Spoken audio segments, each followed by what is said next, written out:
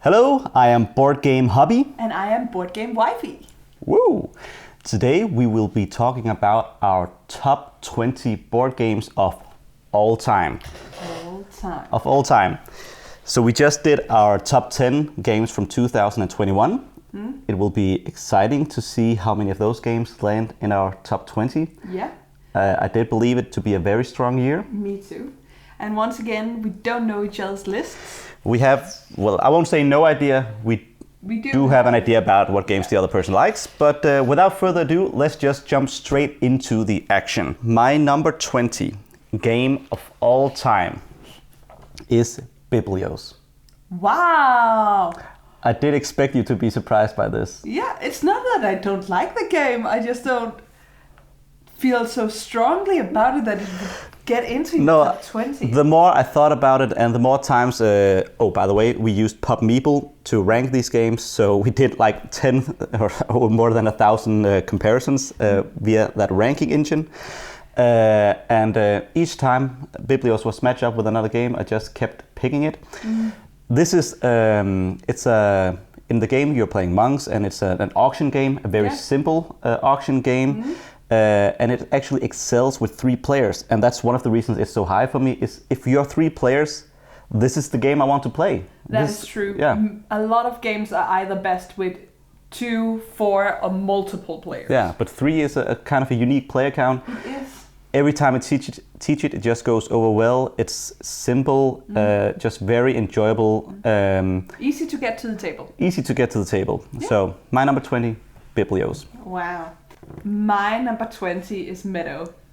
Wow. Yeah, I like the game, and now that you are slightly spoiled on what's to come because you know from 2021 where Meadow was placed and further up. So you can make some calculations if you remember. Yeah, I was going to say, lucky if you have a bad memory. Yeah. Meadow, if you don't know, is a nature themed or animal themed I game. Can explain the game that I picked. I don't know. It is an animal themed game, and I love animal themed games. And it's from 2021, so that's why Michael kinda knows. It's set collection. Some will think it's basic, apparently. Others will like it just because it's intuitive but strategic, and you can change your strategy. And it's just very fulfilling for me to play. This doesn't actually even crack my top 100. Wow. Yeah, but I do like the game. I think it's very pretty. It has good mechanisms. My problem with it is that I think the core of this game is just about gathering icons to cover other icons. And then there's a lot of mechanisms around that I really like, but that core gameplay of the game doesn't grab me just as much. But I still like the game, certainly. Fair enough. Yeah, so I approve of the pick. My number 19 is one of the heavier games in my top 20, and I think the only war game. My number 20 or my number 19, and you haven't played this actually. It's Shogun. Hope I'm pronouncing that right. Shogun is a like I said, it's a war game with programming as the main mechanism in the game. So each round of the game, you have like 8 actions, and you have to slot in regions that you occupy into those actions. So if you want to gather rice for region A, you put region A into the rice gathering action, and if you want to attack from region B, you put region B into the attack number 1 action. You have a couple of attack options, and so on and so forth.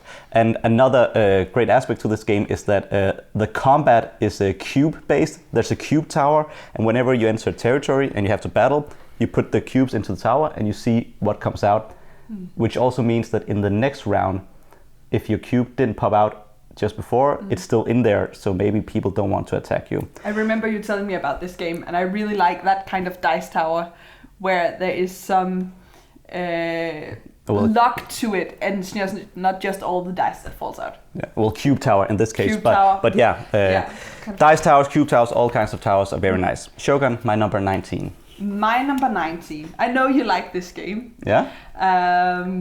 It's Catan. Oh. I didn't expect this to make your top 20. Me neither. Yeah. But I don't want to exchange it for any other game.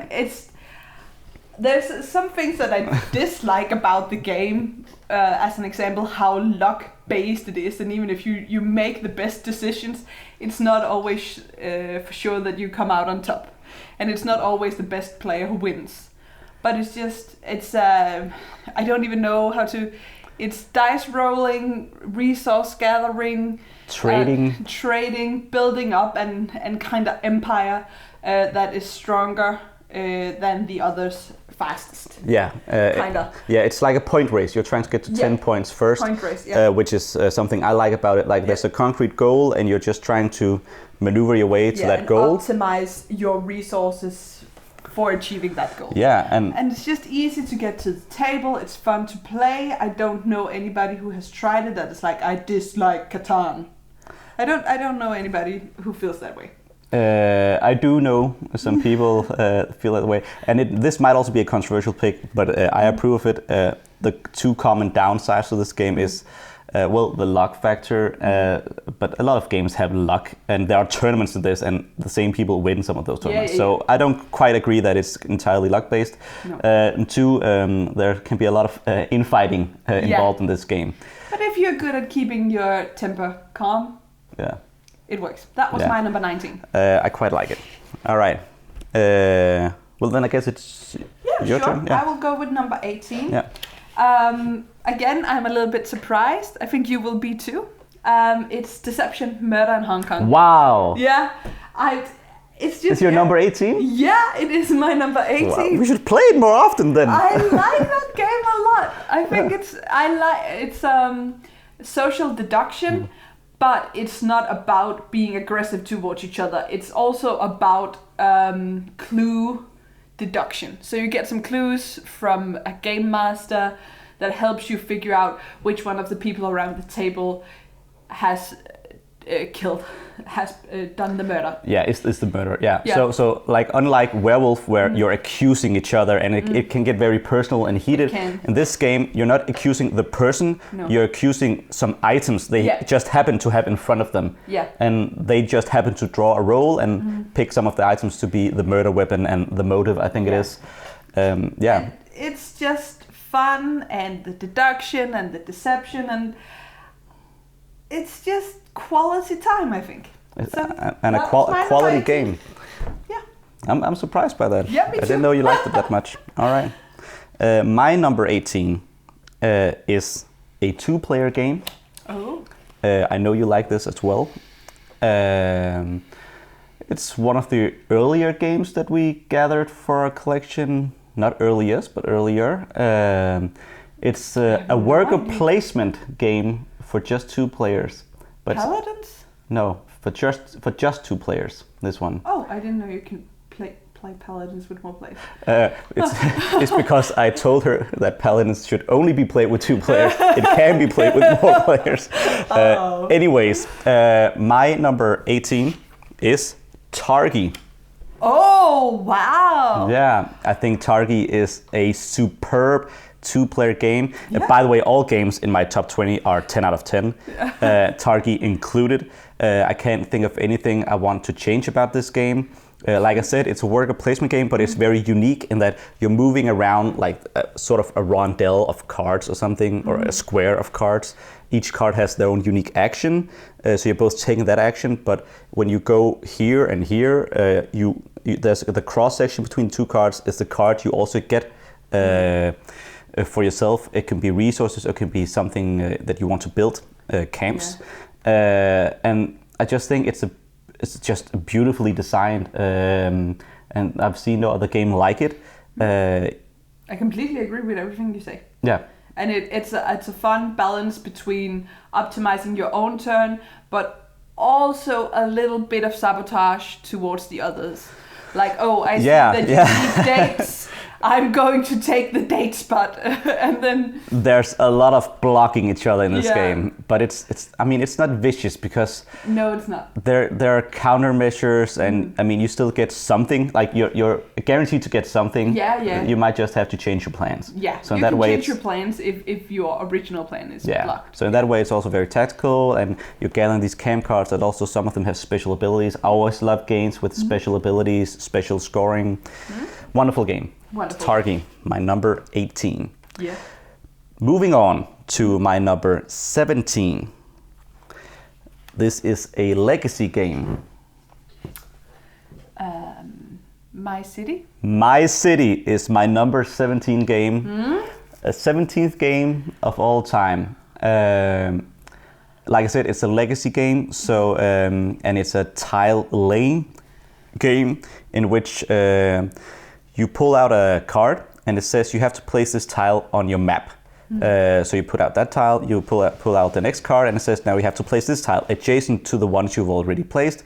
And you keep doing this, trying to score via various ways. And at some point you can't place anymore and you have to stop. And so that's the core game. But then there's the legacy aspect where the ones you're actually rebuilding the map as you go. Yeah. So you there are new ways to score, new tiles, new mechanisms added, and you open these envelopes with a short story. There's no story to this game. You shouldn't buy it for the theme. This is definitely a mechanisms first game, an experience first game. And the catch-up mechanisms about the losers get something that benefits them, and the winners, they get points, but they also get something that makes their game harder. Exactly. So there's a great catch-up mechanism. Yeah, exactly. And this is, to be clear, this is a competitive game. So you're playing individual games throughout a campaign. So I might win some of the games, but Kathrine might be leading the overall game. Yeah, I might be. She did win the overall game in our campaign. Yeah. But I still liked it. It's a good game. Yeah. My number 17 is Cascadia. Whoa! Yeah, I really like this game, and as we talked about in the last video, you were very surprised that I even liked it, but I really like the game. Was this ahead of, I can't even recall. What? Of Meadow? Yeah. Oh, it was, okay. So I actually swapped it because at my Pop Meeple it says it was the other way around, but I'm like, nah, because Cascadia is a bit more of a solid game with the mechanisms, tile laying, puzzles, different strategies, a bit competitive against each other, but mostly it's your own thing, and I just love that in a game. Yeah. So it's just it's a game that is very fulfilling for me, meditative, but it's fun, it's competitive, and I win sometimes, and I really... That's always a good thing about a game. It feels good when you win. Yeah. So it's just, and it's nature theme again. Yeah, an animal theme. So if you are ever going to buy me a present that is a board game... It should have animals in it. Animals, puzzle, tile laying, you're doing your own thing, but a slightly competitive. That is some criteria that I just always buy into. I love Cascadia. I love the variability of it, that each game you have different ways to score depending on how you place the tiles and animals. And you can even play through a sort of campaignish thing where you introduce new rules and shake up things. So let's do that soon. So let's do that soon. That was my number 17. My number 16 is Exit the Game. Oh, the series Exit. The series. Yeah. So I just ranked one of them, but I have similar feelings towards all of them because I think they're very well produced. Yeah. So they work very well together, and I just love escaping. I don't know. What are you running from? Yeah, what am I running from? No, so escape room, escape game. So you get some quests. What is it? Well, you have a different. What's the word? You have clues to solve, mysteries to solve, codes to crack, etc. Yeah. And I love that kind of thinking, and I always feel challenged. And sometimes I have a tendency to alpha the game a little bit. I know, honey, but yeah, I do. No, not too much, but no, a little bit. I try, but some of them are easier to do on your own, and then you are in your own head. I just get very involved in it, like very absorbed. What do you say? Well, I get very very involved. into it, and I like that I can completely disappear in this universe. Yeah, and there's definitely story also to this. A lot of theme. Like it's not very storytelling, but there's a lot of theme. And a lot of games. Like I think there's more than 20 of them right now or something. But you need to have a certain state of mind to play that game that day. So we would play it a lot more often if we had more energy in the evening. Yeah, I think the only downside to this game for me is, and you sort of touch on it, one of the things so it's both a positive and a negative. The positive is that sometimes you're tearing up stuff or you're cutting paper or you're having to... So you are destroying the game so you can't play it. Yeah, but that's not actually the negative. The negative is that because that's something you sometimes have to do, only one person can do that, and it's very difficult for the other person to be a part of that. And that's the feeling that I sometimes get, that I can't quite be a part of the mystery you're solving because you have to sort of look at it on your own. But a lot of times we have more quests going at the same time or more clues, so you can get so you can split it up. Your own. But sometimes it's fun when you're about to crack the code. That's when you want to be involved. Yeah. So I agree with the criticism there. Yeah. My number 16 is Quacks of Quedlinburg. Oh wow! Quacks of Quedlinburg is a push your luck bag building game in which you're playing witches trying to brew potions in your big pot of goodness. So you're putting in snake tails or whatever. I can't even remember what the things are. But you're gathering some... Spiders. I remember spiders. There's spiders and strawberries. A lot of good stuff or creepy stuff. And the game is you pulling up stuff from your bag, placing them in your pot until you pull too many of a certain kind, at which point your potion or pot blows up, and you're trying to avoid that preferably. And it's just very addictive. You're constantly gathering new resources and or new tokens to pull up from your bag which have different abilities. I would say it's the push your luck game where I'm most tempted to push my luck. Yeah, and that is a good quality of the game. Because you don't. It's not like when you blow up, you don't get to do anything. No, you can still get something. Yeah, you can still either buy new stuff for your bag. But also pulling up from the bag, it's like, oh, I want to do it again and again. Yeah. You know, it's addictive. Yeah, and it really is. It really is. I just love this game. Good. Gateway plus-ish game or gateway game. You can certainly play it with families. If you know the game, you can introduce it to families for sure. Yeah, definitely. Okay, Your number 15. Yeah, my number 15. Moving on is you haven't played this one, and in fact, I haven't even played this with anyone else. I've only played this with myself. You can't put that on your list. Oh, you are. You're disgusting. My 15th favorite game of all time is Robinson Crusoe Adventures on the Cursed Island. Wow. So this is a game I've only played it solo. It's but it's actually a cooperative game, so we could play it together. Was it the one you got from my parents? Yes, Ooh. I got it as a Christmas present from Kathrine's parents. Okay. It's a very heavy game. I had to watch several videos and read through the rules several times to get the hang of it. But once you get the hang of it, it is oh so rewarding. There's a lot of mechanisms in it, so I won't even try to explain it. But the theme of the game is you're Robinson Crusoe, you're stranded on an island, and you're just gathering resources, building stuff, items, weapons to defend yourself against the wild beasts that live on the island, and you're hit by storms or other weather phenomena, and so on and so on. And you're playing through different scenarios, so like there's a core system, but there's different missions that sort of change up how some things work. And I got my ass handed to me. I still haven't won this game, and yet I love it, and I know it's winnable. It's not like it can be won. It's known as a difficult game, but it's It can be one. It can be one, and it's very rewarding, I imagine, when you do.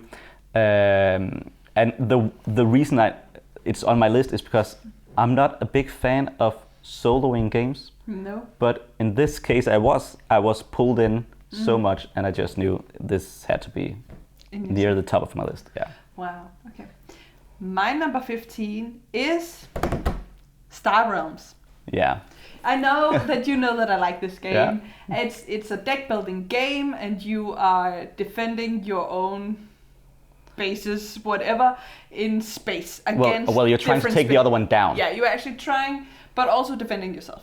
Yeah. Yeah. So you're defending yourself and attacking the other person in a deck building game where you start with cards that are not very effective, and then you gather more cards that are even more powerful. And then can play together with each other, like for combos. Yeah, exactly. And usually I'm not very into the I'm going to take you down kind of games. But with this game, I'm just like, okay, one more time. I just want to play it again and again and again and again. It's very fast. It's very simple.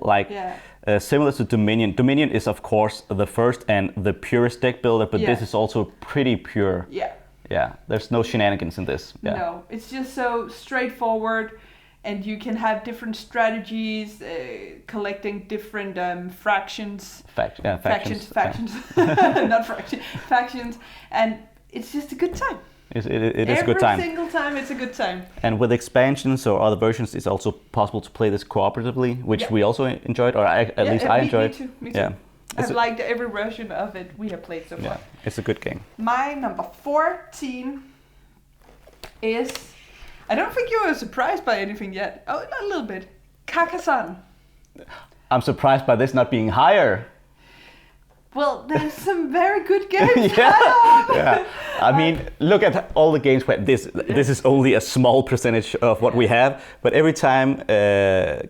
I'm like, Kathrine, do you want to play games? She's looking at the shelf and she's like, should we just play Carcassonne? Well, I really love Carcassonne. And as you said, they are all 10 out of 10 for me on this list. Carcassonne is just very easy to get to the table. Yeah. Some that are higher up might not be as easy to play. And a lot of time, I'm a morning person, so a lot of time in the evening when we do have time to play, I'm a little bit tired. And Carcassonne works then. Yeah. Other games, I need to be in a special mood to even be able to make my brain function for them. Yeah. Carcassonne is a tile-laying, point-scoring game. You can be very aggressive, but usually we would play it very... we don't play it as aggressive as other people do. We play it peacefully. Somewhat peacefully, and you're building small cities and roads and where the monks live. Monasteries. Yeah. And just trying to gather as many points as possible. Yeah. And it's just cute, kinda, and like it's a medieval setting, and it's a pretty medieval setting. And I wouldn't say you should buy this game for the theme, but you should definitely buy it for the mechanics. It's a solid and definitely a gateway game.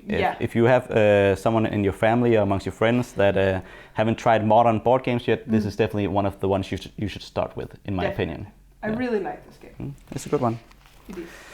Not in my top 20 though, I can reveal. Wow. Yeah. My number 14th favorite game of all time is another two-player game. And I think actually this is gonna be... No, it's not.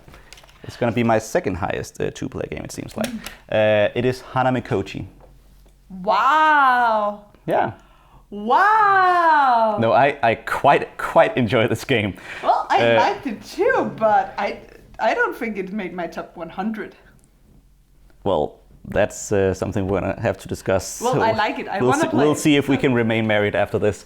Hanamikochi is a two-player sort of set collection mixed with I cut you choose game, where you're trying to gather, I think it's geishas or something, in different colors, and you're just trying to, and it's also sort of win like majority, right? Yeah, you're trying to win a majority. it's like almost a battle line type game. Like you have a line of cards and you're trying to win the majority of them, or at least trying to score the most points from them. You don't necessarily need to have the most of them because some of them score more points than the others. Yeah. But it's just a very simple but very thinky game in which you have 4 actions and you play out one of your action tokens, and then that decides how you can manipulate your cards. Yeah. Like how, so it's also a bit of card and you management. have to try and figure out the other player's strategy to do your own, and it's very like you do, I do, you do, and trying to work it out. Yeah, I love the theme, the artwork, the simplicity. This is just, I love streamlined games, and this is just pure perfection to me. I mean, it just fills me with goodness seeing this on the table and playing it and thinking about it, and ooh, I do this, you do that, and yeah, I love it. All right. I like it. All right, my number 13th favorite game of all time is a 2021 game. Ooh. So I think that's my first one, right? I believe so. Might be. Yeah. I think that's my first game from 2021, and it is Sleeping Gods. Sleeping Gods is an epic adventure, storytelling, exploration game. You're flipping through. You're explorers on the ship Manticore, and you're exploring this huge world filled with events and encounters, and you're trying to gather these totems. The more totems you gather, the better. And it's not a terribly complicated game, but there's enough so that I won't try to explain you the game. But just needless to say, if you want exploration, if you want adventure, and if you want to feel like you can do whatever, you don't have to follow a set narrative, this is the game for you. Like we spent 18 hours on our first campaign, and we've experienced, I think, less than 20% of the just base game content. And I want to play the game already, even though it's only just February and we have played it 18 hours this year. Yeah. Like, I still want to spend more time playing it. Fabulous game. It is. Highly recommended. Yeah. I understand. My number 13 is completely different. Yeah. Card drafting. Something with cute animals. Bunny Kingdom? Yeah. It's Bunny Kingdom. It's a card drafting game where you are choosing some territories that you can place bunnies in, and it's about gathering the most points from different territories with your bunnies. Yeah. And it's just very fulfilling and fun, and it's also a gateway game. Yeah. And we played it a lot last year. We have some friends that always like to play this game. This is definitely one of our most played games. I think we played it 20 times just in the past year. Yeah. Yeah. And it's just a good, fulfilling game, and there's nothing that I want to change about it. Yeah. Like, it just works, and it's easy, and it's fun, and it's cute, and it's exciting. And you also have some hidden quests or hidden objectives. Yeah. So you can't see who's winning the game before the end of the game, and I really like that in a game, that it's not obvious who's going to win. You really can, and every time we always do it this way, that when we are about to end the game and count out the points, we always take one person at a time, because it's just very exciting to see the quest that everyone has. So instead of just counting up yourselves, you're like, oh wow, you have this quest, and you have this quest, and you score this many points, and we just go around the table. And even though it takes like 15 minutes added onto the game, it's still very exciting to finish the game in that way. It is. And seeing what actually happens, because again, you can't count on someone winning just because they're leading going into the last part of the game. I really like this one. Yeah, good pick. Number 12. Yeah. I think you won't be surprised that this made my top 10. It didn't make your top 10. No, my top 20. Sorry, my top 20. You might be surprised it didn't make my top 10 though. Okay. It's a game that I always want to play. You said tile. Tile laying game. Azul. Yeah. This game, every time Michael asks me, what do you want to play? It's Carcassonne or it's always Azul, and sometimes I'm like, okay, maybe also Carcassonne. yeah, true. But Azul, I just always want to play it. It's meditative, it's tile laying, it's puzzly.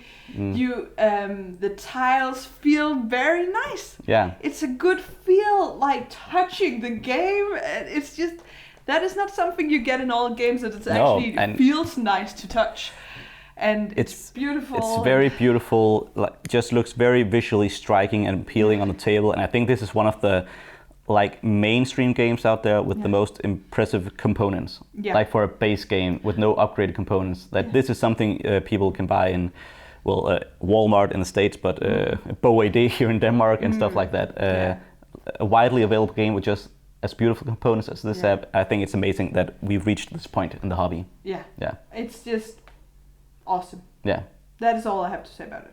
It's a good game. There are many different versions of it. It didn't make my top 20, but I quite enjoyed. Yeah. All right. My number 12. And since you haven't mentioned this one yet, I do expect this to be higher on your list than it is on mine. My number 12th favorite game of all time is a Reiner Knizia game. The man of many, many games. Doesn't tell me anything. Sorry. This is a deck building game mixed with the racing through the jungle of El Dorado. The quest for El Dorado. Wow, so this is on your top 2. I knew that I loved it. I just thought that you said yes every time I suggested it because you know that I like it. I love this. What I like is, I like deck building, but this has deck building mixed with something like you're using your deck for something that is very just interesting. Yeah. And and you have a goal. Like, your goal is to get to that finish line. So you're buying cards to get you to that goal. And you actually need some of the cards at specific points. It's not just that you can play all the cards all the time, like you can in most deck building games. Yeah. So they're very situation dependent, some of them. So you can get lucky or you can get unlucky. There's also there are some cards to move through certain territories. There are cards to get rid of cards, and also on the map itself, it's very there again a lot of variability. You can it's very modular. You can set up the board in however you want and create, I think, almost an impossible amount of combinations. I know on Board Game Geek, a lot of fans have made their own tracks or whatever, and we should start playing through those. Yes. I really like this game. I just really, really like this game. Yeah. Quest for El Dorado, my number 12. All right, and moving on to my number 11th favorite game of all time. This is somewhat similar to my last pick. This is Bunny Kingdom. Wow, crossover! Yes, our first crossover. Well, our first crossover, which is actually surprising to me, as we do share a collection. But Bunny Kingdom. So the reason I say it's similar to Quest for El Dorado is that they both have some of my favorite mechanisms. So Quest for El Dorado has deck building, and Bunny Kingdom has card drafting. And they each then combine that with a clear goal or the way you're using all that. So in Bunny Kingdom, like we already said, you're drafting these cards to put out bunnies on a board, a big board. And in a way, it's not a war game because you're not battling, but you're still fighting over territory, trying to get some spots over other spots. And you see, the stuff you're doing mechanically has a visual representation. Like in Quest for El Dorado, you're playing a card and then something happens in front of you. You're not just playing something and then something abstract happens. You're getting points and tracking it somewhere. Something actually happens, and the same in Bunny Kingdom. You play this card, you get something on the table, or you get something that you can use, or you get something secret, which is also cool. Yeah, but there's a visual aspect to the things you're doing. Yeah, and which I think makes this also a good, like you said, a gateway game. Yeah. Like Dominion, I wouldn't call a gateway game because it's somewhat abstract and and it can be somewhat mathy, and you're also gonna get destroyed by experienced players. Not so much in these games. In Bunny Kingdom, you will always gain something useful. I know I scratched my head, so now I'm right. That's okay. Right now. It happens. Yeah. No, I agree. Like in Bunny Kingdom, you can still have fun and feel like you accomplish something, even though you are way worse than the rest of the players. Yeah. And that's a nice thing. For sure. My number 11 also has an animal theme. Wow. Um, Which other? and it's very Everdell? no. Wingspan. Yeah. Wingspan. Wingspan. It's made by a woman, which is all Elizabeth Hargraves. Yeah. So I just the feminist in me sees that as a plus because there's not a lot of females in the industry. True.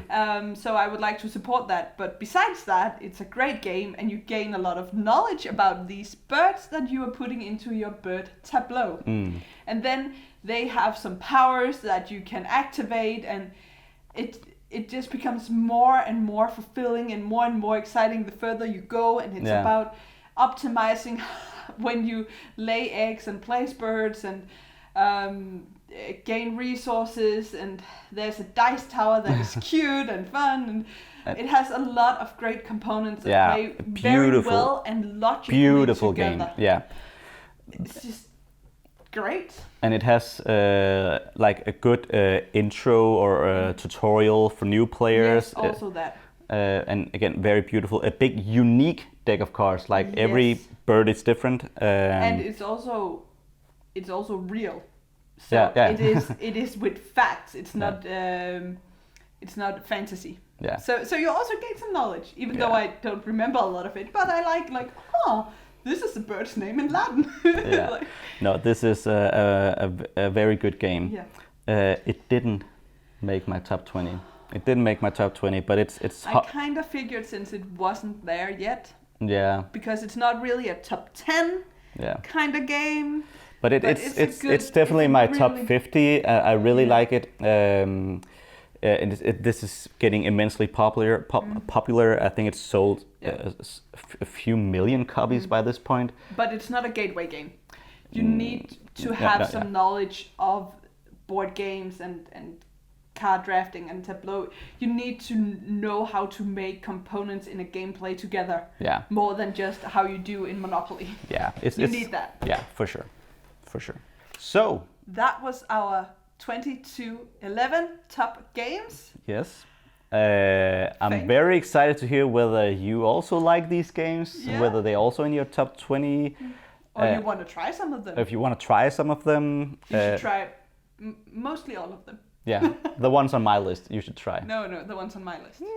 He's too nerdy. No, well, it depends on what well, you married a nerd. That's what you get. Yeah, but it was not really my choice, was it?